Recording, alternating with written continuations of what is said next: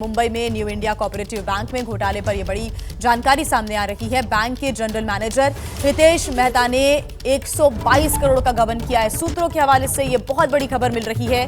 EOW की जांच में पता चला है 122 करोड़ के घोटाले के बारे में, इस गबन के बारे में। ईओडब्ल्यू लगातार मामले की जांच कर रहा है। ईओडब्ल्यू ने आरोपी हितेश मेहता को समन भी किया है। ईओडब्ल्यू ने बैंक से बुक्स ऑफ अकाउंट की डिटेल्स मांगी है। बुक्स ऑफ अकाउंट की फॉरेंसिक ऑडिट भी कराई जाएगी। तो ये बड़ी खबर आपको बता रही है। एनआईसी बैंक यानी कि न्यू इंडिया कोऑपरेटिव बैंक, जिसको आरबीआई ने बैन कर दिया और उसके बाद से लगातार खाता धारकों को काफी परेशानी हो रही है। हालांकि कोशिश यही है कि जल्द से जल्द बैंक को रिवाइव किया जाए, लेकिन इसके पहले ये बड़ी जानकारी कि जनरल मैनेजर ने 122 करोड़ का गबन किया। बैंक के जनरल मैनेजर के द्वारा यह घोटाला किया गया। हमारे संवाददाता सूरज हमारे साथ लगातार जुड़े हुए हैं। सूरज, ईओडब्ल्यू की तरफ से लगातार देखिए जांच आगे बढ़ाई जा रही है। राजेश त्रिपाठी भी हमें इस वक्त टीवी स्क्रीन पर दिख रहे हैं, उनका रुख करेंगे। लेकिन सूरज, 122 करोड़ का घोटाला और शायद यही वजह रही कि तमाम अनियमितताएं सामने आई और आरबीआई को यह ठोस कार्रवाई करनी पड़ी। पूरी जानकारी। जी बिल्कुल, देखिए ये एक ईओडब्ल्यू को शिकायत मिली थी बैंक के ही अधिकारी की तरफ से कि उन्होंने नोटिस किया कि उनका बैंक जो अकाउंट बुक्स ऑफ अकाउंट है और बैंक में रखे कैश दोनों टैली नहीं हो रहे हैं। उसमें 122 करोड़ की हेरा फेरी दिखाई दे रही है, कमी दिखाई दे रही है और इसी के चलते ये शिकायत ईओडब्ल्यू को की गई। और जिस वक्त ये पूरा घोटाला, कथित घोटाला हुआ है, 122 करोड़ का जो डिस्क्रिपेंसी दिखाई दे रही है, उस समय हितेश मेहता के पास प्रभा देवी कार्यालय और गोरेगांव के कार्यालय की जिम्मेदारी थी। और जब ये जिम्मेदारी उनके पास थी, उसी दौरान ये पैसों की डिस्क्रिपेंसी दोनों ही बुक्स ऑफ रिकॉर्ड्स में दिखाई दे रही। इसी वजह से अब हितेश मेहता को मुंबई की ईओडब्ल्यू ने समन्स किया है। उन्हें पूछताछ के लिए बुलाया गया है। सारी डिटेल्स लेकर आने के लिए कहा गया है कि आप पर जो आरोप लगे हैं 122 करोड़ छोटी मोटी रकम नहीं है। और कहीं ना कहीं इसी के चलते आरबीआई को भी ठोस कदम उठाना पड़ा, ऐसा कहा जा रहा है। और जिसकी वजह से जो कस्टमर्स हैं, अकाउंट होल्डर्स हैं, उन्हें समस्याओं का सामना करना पड़ रहा है। उन्हें उनके ही पैसे निकालने में दिक्कतों का सामना करना पड़ रहा है। तो ईओडब्ल्यू एक्शन मोड में दिखाई देती यहाँ पर नजर आ रही है। ईओडब्ल्यू बैंक्स ऑफ जो बुक्स ऑफ अकाउंट है बैंक का, उसका भी फॉरेंसिक ऑडिट कराएगी ताकि समझ में आए कि कहाँ कमी हुई है, कहाँ पे कथित रूप से पैसों का गबन हुआ है, ताकि इस जांच को एक सही दिशा दी जा सके और पैसे कहाँ गए हैं वहां पर फ्रीज या फिर जो आगे की जो लीगल एक्शन है, लीगल कार्रवाई है, वो की जा सके। जी ठीक सूरज, आप बने रहिएगा हमारे साथ। रुक कर लेते हैं राजेश त्रिपाठी का, जो कि अंधेरी की उसी ब्रांच पर मौजूद है एनआईसीबी की, जहां पर कल बहुत ज्यादा हंगामा खाता धारकों का देखने को मिला था। काफी परेशान यहां पर खाता धारक हो रहे थे। राजेश, आज की क्या स्थितियां हैं? आप बात करने की कोशिश भी करें लोगों से, उनका क्या कहना है आज?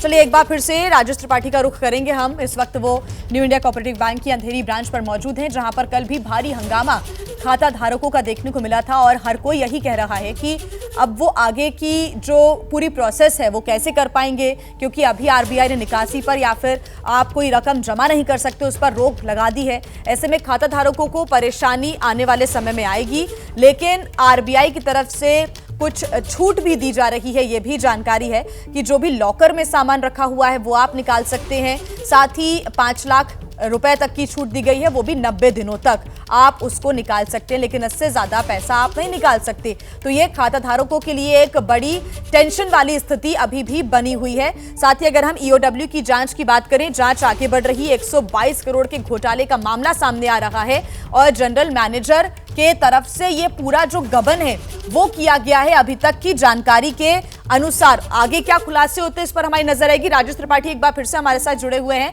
राजेश, आप उसी ब्रांच पर इस वक्त मौजूद है जहां पर कल जमकर हंगामा हुआ था, खाता धारक परेशान हुए थे। आज बात करने की कोशिश करें, क्या कह रहे हैं लोग? जी बिल्कुल, मैं तस्वीरें आपको दिखाऊं कि ये बैंक है और सैटरडे यानी शनिवार के दिन भी आज बैंक खुला हुआ है और यहाँ पर लोगों को पर्चियाँ दी जा रही हैं। पर्चियाँ उन लोगों को दी जा रही हैं पर्चियां उन लोगों को दी जा रही हैं जिनके यहाँ पर जो है लॉकर्स हैं। लेकिन लोगों के सामने क्या परिस्थितियाँ, उनसे बात करते हैं। मैडम, आपका यहाँ पर अकाउंट है? हाँ है। क्या क्या है, कौन सा अकाउंट है और कितना पैसा यहाँ पर फंसा हुआ है? ज़्यादा नहीं है, 30,000 ही है। लेकिन बैंक से बात हुई क्या? नहीं, कुछ नहीं हुआ है, बात नहीं हुआ है। आप क्या काम करती हैं? मैं घर काम करती हूँ। ठीक है, और भी लोग हैं, हम उनसे बातचीत करते हैं कि यहाँ पर आपका कौन सा अकाउंट है और यहाँ कल से आप आ रहे हैं क्या? मेरा करंट अकाउंट है सर, और एक्चुअली अभी लेबर लोग का सैलरी देने का टाइम हो गया और पैसा भी निकाले नहीं दे रहे। मेरा पूरा बिजनेस सब पूरा ठप पड़ गया सर, कहीं मैं काम नहीं कर पा रहा हूँ।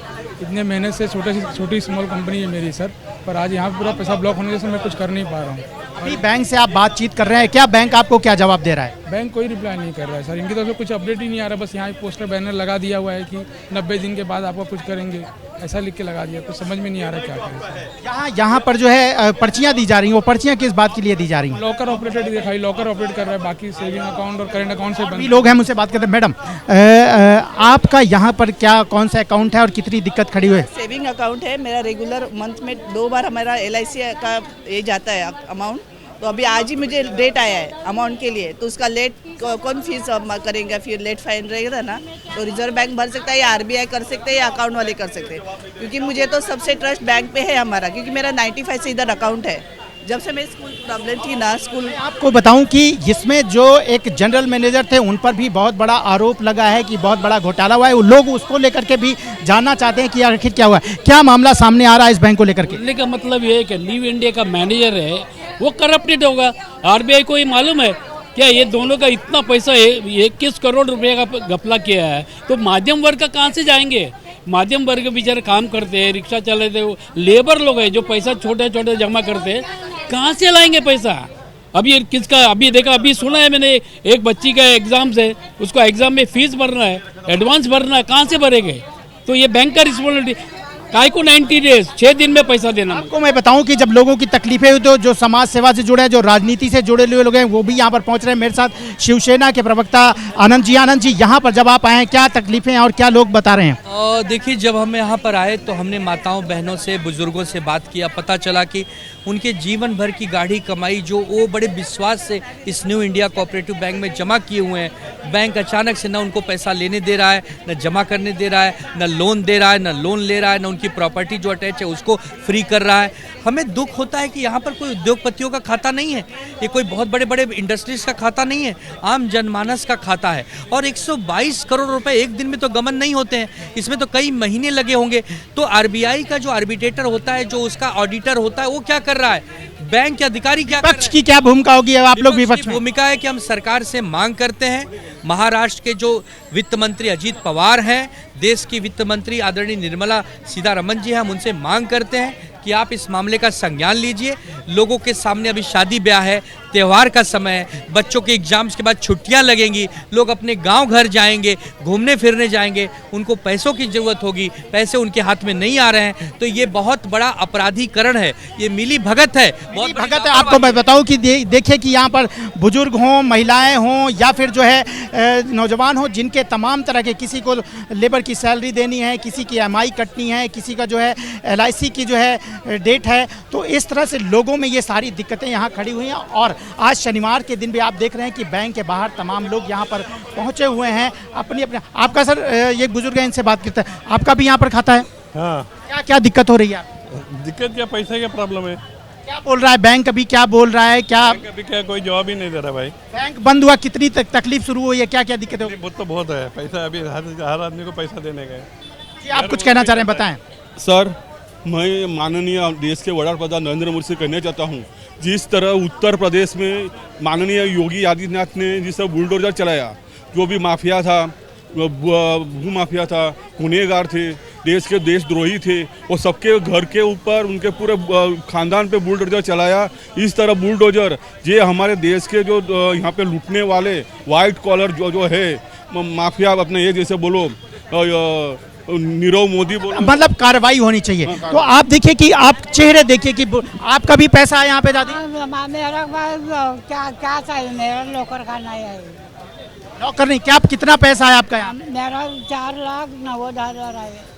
क्या बैंक क्या बोल रहा है? ये बैंक कुछ बोला नहीं है, कभी मिलेगा क्या मिलेगा। आप देखिए कि ये जो बुजुर्ग लोग हैं यहाँ पर, बुजुर्ग बच्चे, क्या करती हैं आप? हाँ? क्या करती हैं?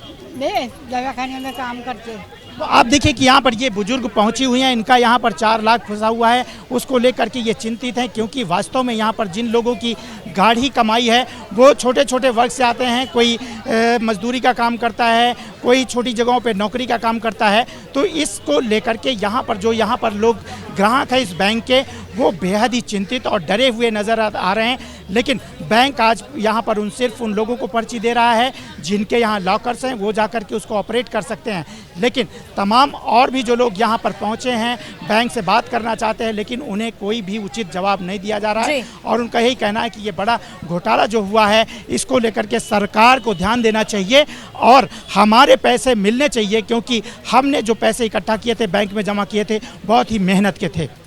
बिल्कुल सही बात है। मेहनत की कमाई है जो कि बैंक में इस वक्त जमा है, उसको निकाल नहीं पा रही है यहाँ के खाता धारक। और अगर मिलेगा तो 5 लाख रुपए का बीमा कवर मिलेगा और 90 दिन का इंतजार करना होगा। कश्मकश में इस वक्त खाता धारक हैं। बहुत शुक्रिया राजेश आपका तमाम जानकारी के लिए। दुनिया बदल रही है और ये भारत के लिए ला रही है इन्फिनिट अवसर, जिसे हम कहते हैं मिनट इन्फिनिट।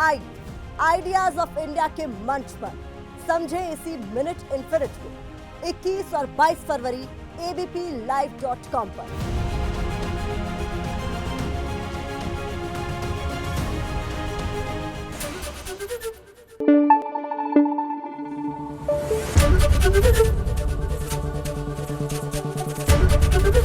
ABP न्यूज आपको रखे आगे।